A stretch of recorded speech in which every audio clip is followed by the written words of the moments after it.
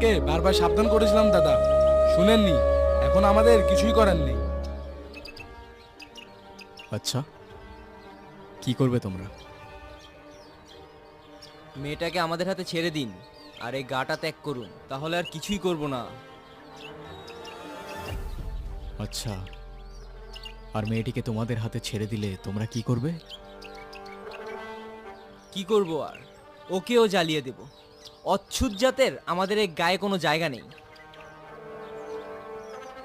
জাত? কার কি জাত? মানুষ জন্ম নিতেই নির্ধারণ করো তোমরা? ব্রাহ্মণ, ক্ষত্রিয়া, বৈশ্যা, শূদ্রা আর দলিত তো তোমাদের নথির অনেক বাইরে। জাত হিসেবেই গণ্য করো না তোমরা। কারো বর্ণ,